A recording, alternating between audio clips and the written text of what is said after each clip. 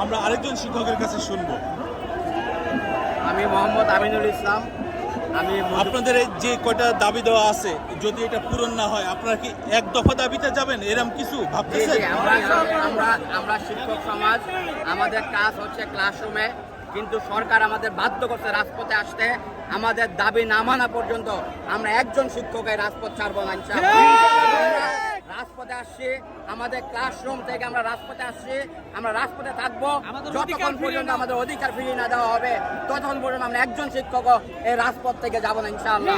কয়টা দাবি আপনাদের? টোটাল আমাদের মূলত একটাই দাবি, সেটা হচ্ছে জাতীয়করণ। না, একটা দাবি না, আপনাদের অনেকগুলো দাবি। আমাদের অনেকগুলো দাবি থাকলেও কয়টা দাবি স্পষ্ট করে বলেন। আমাদের দাবি আমাদের যদি জাতীয়করণ করা হয় তাহলে আমাদের আর কোনো দাবি নাই।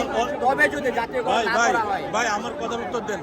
আপনাদের অনেকগুলো দাবির ভিতরে একটা দাবি জাতীয়করণ না, আমাদের সবগুলো দাবির মাথার দাবি হচ্ছে জাতীয়করণ।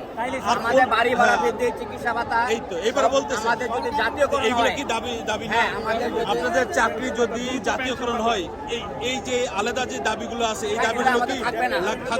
আমাদের এই দাবিগুলো থাকবে না। আমাদের যদি জাতীয়করণ করা হয় তাহলে আমাদের অন্য কোনো দাবি নাই। আমরা 1971 বাংলাদেশ স্বাধীন হওয়ার পর থেকে অনেক সরকার চেঞ্জ হয়েছে, অনেক ভিন্ন ভিন্ন সরকার আসছে, কিন্তু কেউ শিক্ষকের মর্যাদা ফেরত দেয় নাই।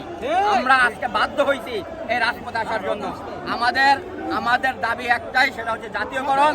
আমাদের জাতীয়করণ যদি না করা হয়, আমরা একজন শিক্ষক আর ক্লাসরুমে ফিরে যাব না।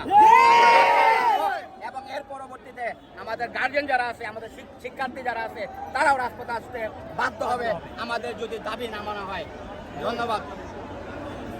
দর্শক বন্ধুরা, আপনারা শুনলেন। আপনি কোথা থেকে আসছেন?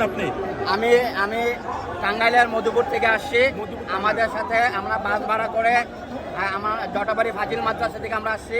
আমরা 1000 লোক আসছি, কিন্তু আমরা এতটুকু বলতে চাই, আমরা মাত্র 10% আসছি।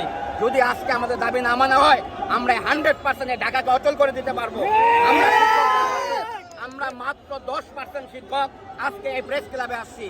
যদি আজকের পরে আমাদের দাবি না মানা হয়, তাহলে আমরা শতভাগ শিক্ষক এই রাজপথে আসবো, এবং আমাদের দাবি না মানা পর্যন্ত আমরা রাজপথ ছাড়বো না।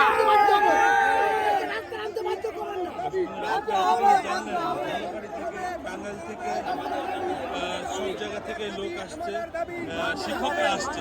তাদের এখন একটাই দাবি যে তাদের চাকরিকে জাতীয়করণ করতে হবে। মহাসমাবেশ নামে ও সচিবালয় অভিমুখে পদযাত্রা নামে প্ল্যাকার্ড নিয়ে তারা চলে আসছে।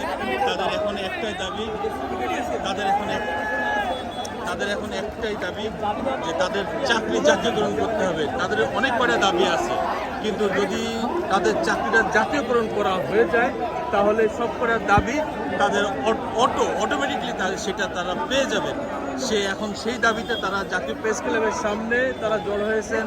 সারা বাংলাদেশ থেকে শিক্ষক মণ্ডলী সব এখন জাতীয় প্রেস ক্লাবে এবং সরকারের কাছে তারা দাবি জানাচ্ছেন। সরকার আগেও তাদের আশ্বাস দিয়েছিল এই ব্যাপারটাই, কিন্তু সেই আশ্বাস তারা পূরণ করে নাই।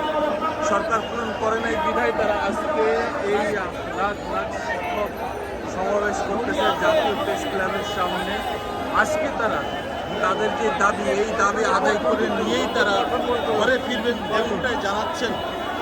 এই প্রেস ক্লাবের সামনে থেকে আমি প্রেস বলছিলাম।